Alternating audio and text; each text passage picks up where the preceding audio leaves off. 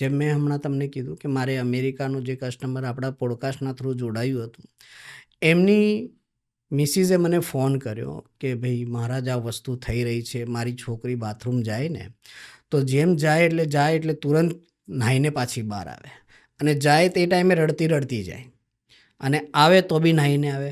એને કંઈ બી થાય એટલે વોશરૂમ જેટલી વાર જશે 10 વાર જશે તો 10 વાર નાહશે.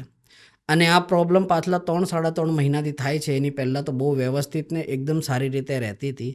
હવે શું પ્રોબ્લેમ થઈ છે મને ખબર નથી, તો તમે જરા એકવાર જુઓ.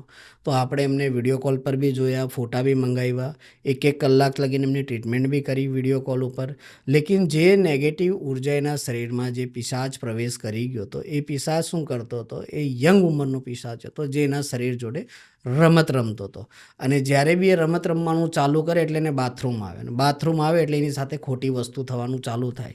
રાતે ઊંઘે અને સવારે જાગે એટલે આખું શરીર એનું પેઇન થવાનું ચાલુ થાય. ત્યારે એમનું બાય ચાન્સ અહીંયા ઇન્ડિયા આવવાનું થયું. સુરત બારડોલીની પાસે ગામ છે, ત્યાં એમના પિયર પક્ષવાળા રહે છે. આવવાનું ત્યાં ચાલુ થયું ત્યારે મને કીધું ગુરુજી હું તમારી જોડે બી આવીને મળીશ. મેં કહું વાંધો નહીં બેટા, આવીને મળી લેજો તમે.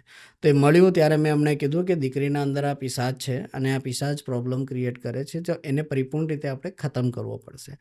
અને ખતમ થશે એના પછી જ દીકરી પાછી જેમ હતી એ પ્રમાણે જ થશે. તો હવે અહીંયાથી ગયા છે, ટ્રીટમેન્ટ એમની ચાલે છે. ઘણા કામ મહિનાના હોય, ઘણા 2 મહિનાના, ઘણા 3 મહિનાના બી હોય છે. પણ એ બચ્ચેની જિંદગી જે છે હાલ વર્તમાનમાં દયાજનક છે.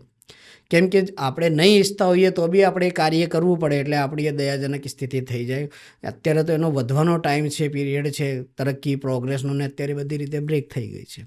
પણ હવે પહેલાં કરતાં ઠીક છે, ધીરે ધીરે એના અંદર બદલાવ આવી રહ્યા છે, એવું નથી આવી રહ્યા. હજી 1.5 મહિનો એને લાગશે, ત્યાં લગીનમાં ભોળેનાથની દયાથી કમ્પ્લીટ એ ક્લિયર થઈ જશે ને પિછાચ એનો પીછો છોડી દઈશ.